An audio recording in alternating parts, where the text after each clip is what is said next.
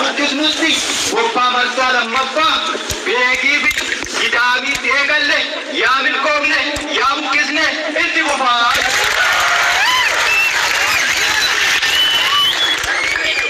Oromoo waatu jira. Yeroo hundaa uummanni naannoo kana jirtan hundi keessan baay'inaan wal beeku. Hadhaa sana yeroo baay'ee dhandhamaa warra waliin jiran argitaniif kanaan dura turre miti carraa akkasii arganneen turre carraa arganne kana keessatti geenye yeroo isaa sichi fagoo wareegama baay'ee ulfaataa nu gaafata asii jennaan lakkii kana booddee moo buqqisneerraa waraanni bilisummaa Oromoo yoo ta'e tokko gallaa jechaa turtan wallaalummaa kee lakki kanaarra dhaabbattee dhiichisiidii goofi mataa rukutame dhukkee keessa jiru arraabeetu ka'a mataa rukuttee haga mataan dhiichitutti ammayyuu sichi fagoo jennaan sinitti mul'achuu dhibu inni sun ammoo bara dhufaa darbaa dhiigan dhangalaasisee lafee cabsinee lubbuutti baasnee xiqqaa guddaan keenya tuqaanee guduun fuutuma dadhabne aadaa basana irra nu deemsisanii sinitti himnaan dhaga'uu dibde dhaga'uu dibuu keenyaaf immoo wareegama hanga ammaa kanaa kaffalaa jira amma sina deebiin sinitti himu reefee galuutti jiru lafa kanarraa warri saabee nyaachuu barate dhageetii warri jiraachuu barate akka boosaatti jiru eegina ka boosaatti. Kanaafiyyuu waan jedhamte dhagahii ajjeeffate addoo bilisummaa Oromoo dhaloonni ammaa kun ijoolleen argitan sun uummata Oromoo inni kaleessa goyyomnee guduunfachuu dadhabne har'a duuba deebii qabne guduunfina hin sharafnu galmaan keenya garuu wanti hin jennu dhagahaa wanti hin jennu dhagahaa waraana bilisummaa Oromoo qofa caqasni gali jennaan gali bayi jennaan bayi waan hin jechuudha isa kan inni kunis burreen wal beeknaa akkasuma akkasii burreen kun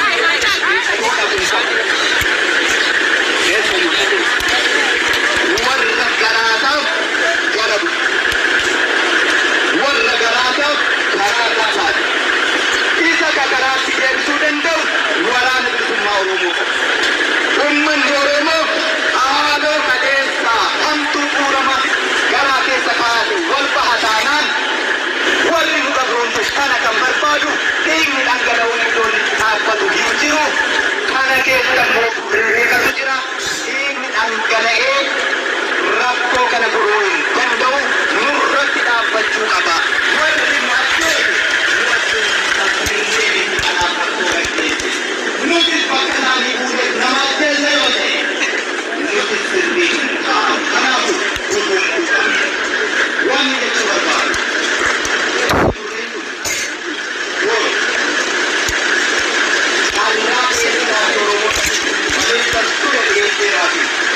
Bishaanii saamunaa kennee jira. Qoriin sirra jira. Qorii haala keessaa baay'ee sana qulqulleeffadhu keessaa bareeddii jechuun irra madaa hubatee nyaati. Madaa'ee ajaa'iba. Kunneen immoo bittiin galu. Iddoo biyyatti immoo kunneen lafiin kunnasii. Kanaaf akkuma kaleessa amma sirra deebiitti hin bitan bareeddeetan. Haadhoo dhuunfaa kaleessa noo kan hojjechaa ture. Waggaa amma kanaaf waan kanaatti na mudataa ture. Lafa koorratti manni barnootaatti ijaarame, lafa koorratti masjiidatti ijaarame, lafa koorratti bataskaanatti ijaarame, lafa koorratti waldaatti ijaarame.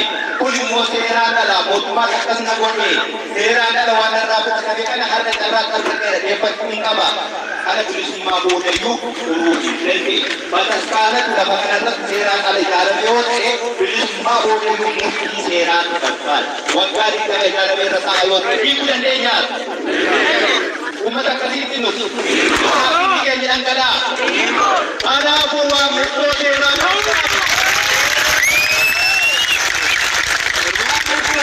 bilisummaa booda teenye gaafa bilisoomu itti deemnee ishara akka kaleessaa hiikanneen galsa inni hiikanneen as keessa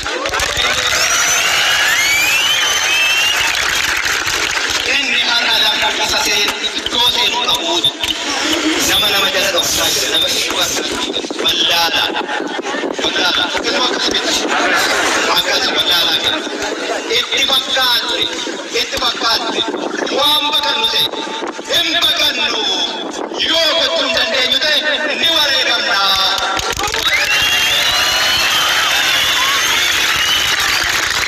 Kanaaf yeroo hedduu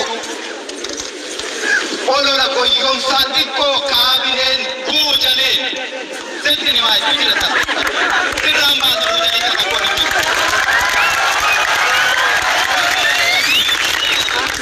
Engadumennaa qeellamii dhugaasaa ture asumatti humnaa walitti sin qabe wanni qondaalatti ta'e wanni qeellamitti ta'e magaala keenyatti akka hin dhufne itti saasiniin jechaa ture maaf itti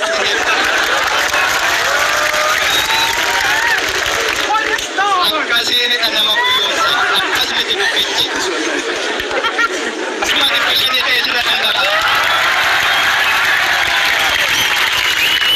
gochuu ni dandeenya waan gochuu dandeenya bakka kaleessa turerraa meetira 5 namni fagaatee jiru yeroo sitti man yookaan sagal ajjeesne yookaan akkas goone yookaan baqatee kun biyya akkasiin bahee abboo Oromoo miti ati kanan beektu maagala isaan beektu maarree bunaaf dimaanan keeti achuma keessa turre eessa deemnare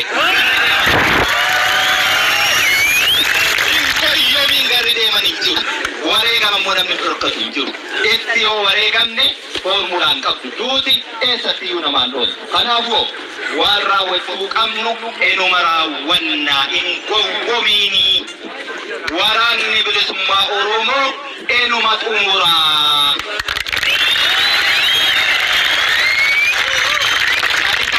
Deemtuu rasaasni qawwee ishee keessa jiru sadii isaa ta'u garuu dubbeen qawwee miti kanatu hojjeta qawweeyyuu namatu hojjete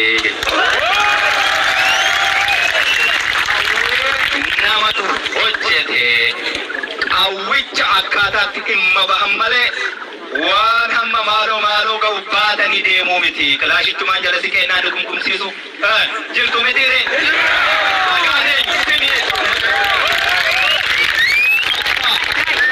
mirga idami rasul kaleessa bukkisnee garaatti galu anaafuu inni kan bakka jalqabeenyaan iddootti dhaabbatu hin jiru ariinee harkaan qabuu qofa.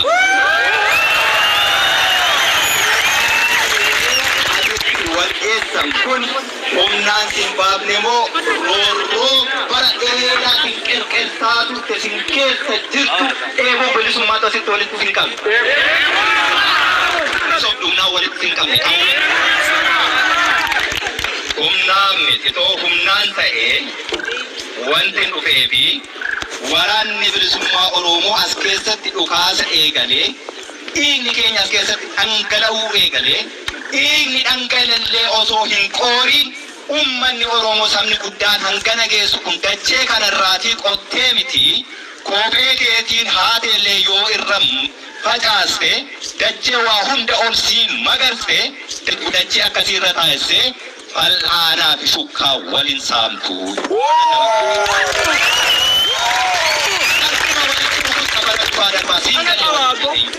Hattuu jechuun maal dhiigni ijoollee kanaa beekin qoorre jira asuma keessa. Mana barnootaa saamuuni, waajjira poolisii saamuuni, mana qorichaa saamuuni, mana baankii saamuun gabroonfataan abbaan irree cunqursaan gaafa deemu beeki mana kana buqqifateen deemu. Akkasii hidhiin tuuti namni hidhii tuutu nama waa gochuu hin dandeenye waa gochuu dandeessa waan sitti himan hojiitti hiiki akkamitti wal saamtu ummati kun waliin jiraatu baadiyaan magaalli waliin jiraatu erga akkas ta'e immoo sinumaa hooka saami akkamittiin immoo akkas jetture ummata Oromoo maal taatan sabni kun saba guddaa saba aadaa safuu qooda qabu ummanni ammana ga'u kuni waraana bilisummaa Oromoo injifannoo isaallee xiqqeessitan dhiiga keenyallee osoo hin qooriin yeroo akkas gootanii ummatatu kana godhe hin jedhamu waraana sirna hin qabne waan sirna qabnee fi sirna dhablummaa dagaagsutu magaala seene nu jechisiisanii jedhu waraanni bilisummaa Oromoo dhukaasee iyyuu hin fixanne safuu miti kun safuu Safuu guddaa. Saafuu. Uummanni Oromoo aadaa akkasii hin qabu. Maaltu isinitti hir'ate keessanuu meeqatu nyaachuutti jira. Akkasuma akkasumatti. Osoo silaa mootummaa abbaa qabdu taatee uummata ilmaan isaa of keessaa baasee uummata ofiin of bulchu ta'ee dacheen Oromiyaa kun osoo hin qotiin irraa nyaanna. Akkasuma jechaan ture duras. Kanumas dhugaan jiru. Uummati hammana ga'u kun akkasitti yoo wal saame bakka biraa deemanii buqqisuunuu hamilee ittiin qabnu jechuudha. Maaliif jennaan sirna dhablummaa saamicha biraati bal'isuuf deemnare. Akkasuma akkasumiti. Akkasuma bar. Yoo akkasaate gaa. Kan darbe. Waan darbe irraa garuu kan hin baranne doofaa sarraa dhumaati. Wallaalli waa hedduu nu goote. Ummata beeku osoo ta'e mirgaaf dirqama isaa beekee waan barbaadu beekee silaa waggaa 100 fi kanaa ol gabrummaa jalayyuu hin teenyu turre. Ummata keenya keessa wanti jiru nama birrii 50 ilmaan kana fakkaattutti birrii 50 beeki. Yoo hojjete birrii 50 miti deemee lafarraa yoo argatta. Birrii 50 ilmaan kanatti nama waraana oofee deemu milishaa qabeelaa waan akkasii jira miti. Wallaala beeki.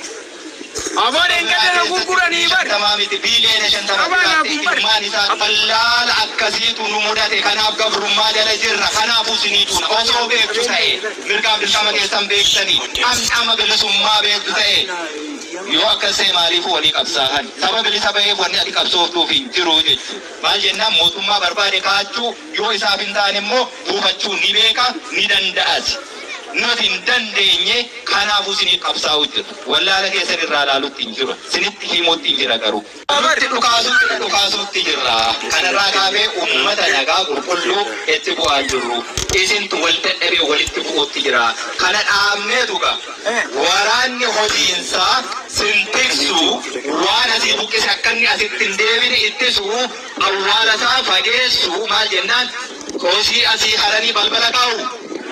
Kan amma kosii harree balbala jira beekin fagaanne fageessuutti deemuu jirra. Kanaafuu hojii nuu salphisa. Hojii akkamii waraana as keessatti hin barbaadin. Namni akka kaleessaatti hojii idilee isaatti haa deebi'u. Hubattanii hojii idilee isaatti haa deebi'u. Inni baadiyyaas inni magaalaas wal keessa deemee walitti haa daldalatu jechuudha. Isa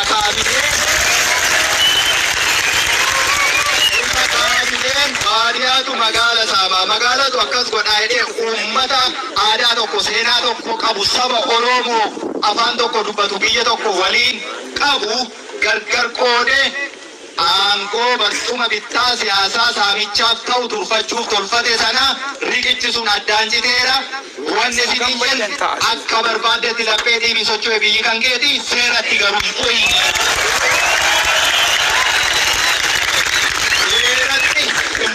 Achumatti dheessi.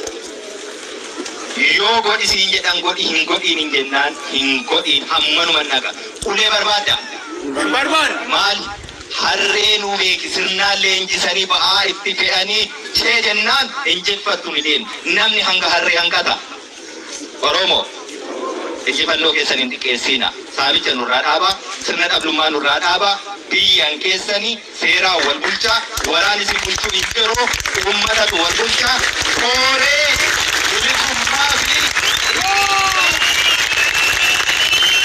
bilisummaa fi bulchiinsaa kan yeroo maal jennaan kan yeroo kan uummataa akkasiif ta'u isa kaleessa si nyaate ittiin makiin isaanaa na fakkaatee na jala naanna'aa turee qawwee na jalaa ittiin makii jirtati as keessa qaareffadhu jechuudha.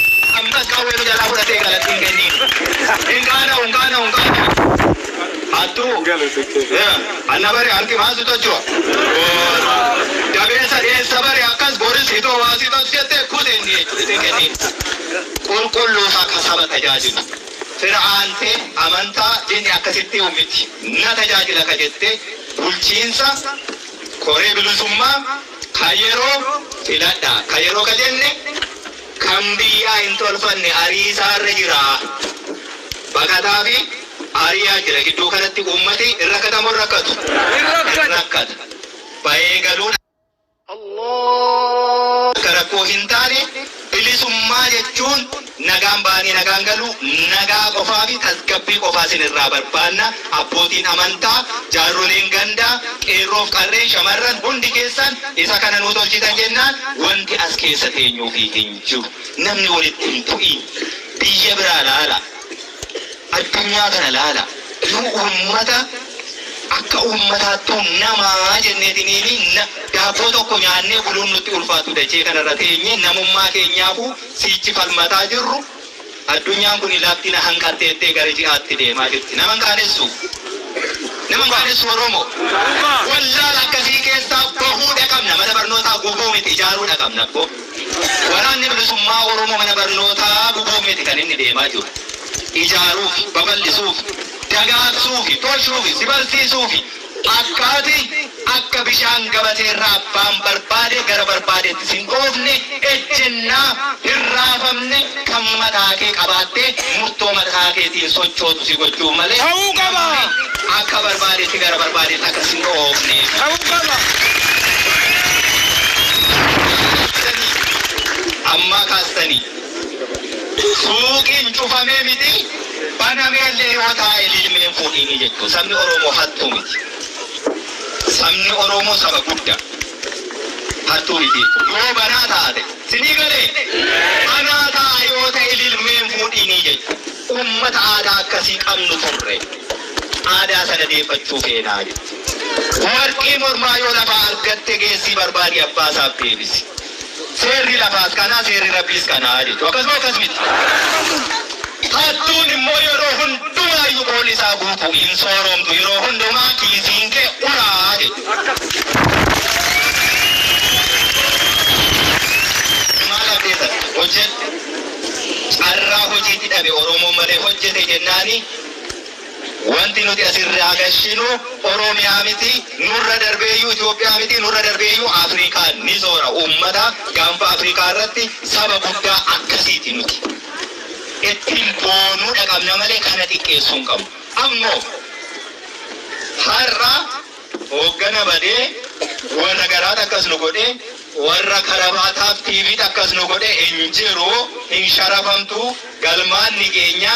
Kanaaf iyyuu carraan hojii sunis nu dhufaa, waan hundumtuu ni dhufaa, ofii keetii tolfattaa hanga galma ga'utti woboorraa waa hunda eeggadhu, wareegama isaa immoo tiffadhu, firii isaa akka inni akkuma bara dhufaa darbaa itti dhiyaannee harkaan qabannee erga jennee bilisoomneemii achii mudduu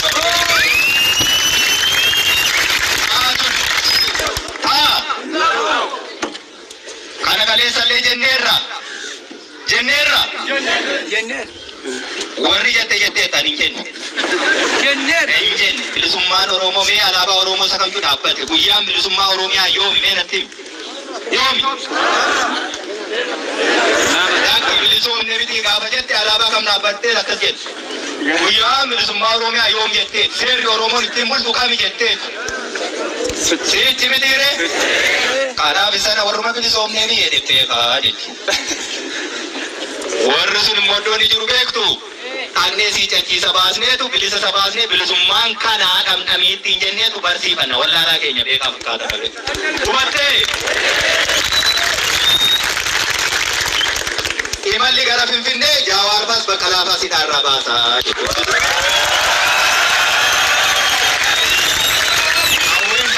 Nurraayii kan gaafa bilisa isaan baate dhamdhamashees mi'aashees iddoo tokkotti arganii jechuudha. Qawwee jabeeffadhu akkuma kaleessaa ammas fuutee hin galiin. Mee warri galtan ajjabbii malee wanti biraa jira. Hin bari'uu seete dhiise achumatti. Gaafa bari'ummaa waasheen goote beekta miti. Nama gaaffisiisaa. Kanaaf ammarraa kaasaatti haasaa dheeraan barbaannu fixanneera. Waraanni ni ba'a as keessa hin taa'u hojii qaba. Hojiitti hin baay'isin. Namni walitti hin bu'in. Daandiin immoo bal'aa. Hunda keenya hin danda'amu hin danda'u. Inni as keessa turee buburreen suni isa hojii isaa unumaaf dhiisaa jechuudha. Tolee? Hin ta'amu hin ta'u. Dhagaa walitti guurru akkasumaya yeroo quba namatti qabdan meeqatu natti qabamee jira akkas yoo silaa dhagaa walitti guuruu ta'ee yeroo dhaabbattee dhiigni hin qorin biyyeen awwaala keenya irraallee hin qorin waan ati gootu injifannoo keenyatti bishaan naqxu sana hawween si rukutanii ammoo uummata keenya akka nuun jedhan sana miti waraanni bilisummaa Oromoo akka jedhan miti akka ati argite akka ati na argite immoo kunoo osoo ati hattuu yoo ta'u nama ajjeestu otoo waan barbaade gootu iyyuu calluma siin jennaa jechuudha akkasuma akkas miti reebichi jiraachuu malata uleen immoo waan balleessuun qabu suphee qofa akkasii miti ammoo reebichichayyuu hin eegiin karaa irraa galeennaan galee jechuudha waraanatu waa qaba hin dhaabbatiin siin jennaan sumaa fi yeroo akkasitti wal keessa yoo waan tokko rasaasni tokko asitti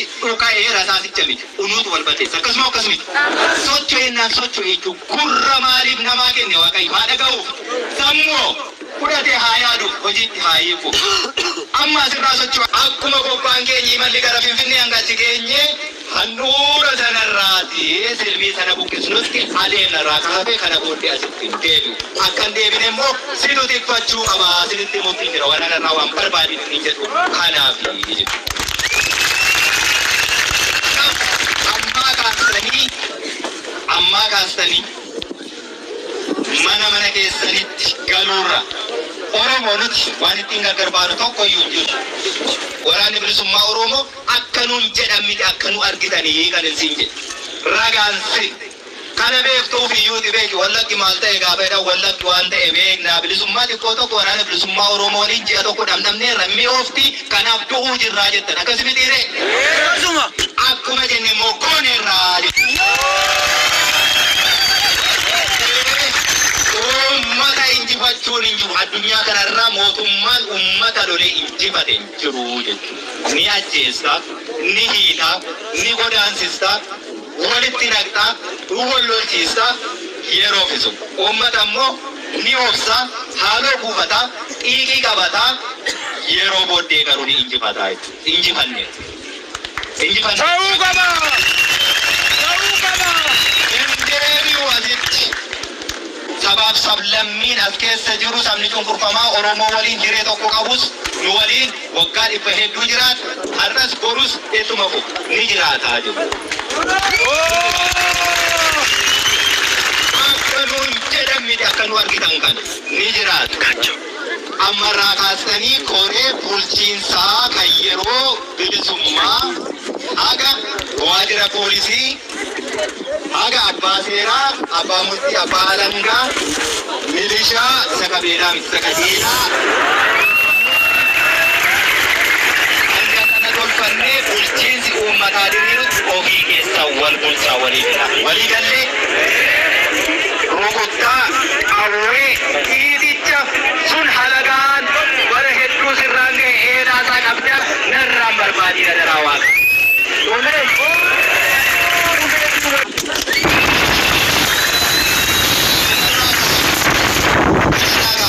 Araara buusa. Barbaanna tasgabbii barbaanna walitti hin darbiina. Kan kaleessa simmiidhe sichi sana amma sinitti hime mana hidhuufis hin jiru hin hidhamii isa hidhameeyyuu wareegii qaba. Akkuma akkas jettanii harka waraana bilisummaa Oromoo hin fureessiina. Ibidda baatee deemaa hubatanii achi nun geessina achi kan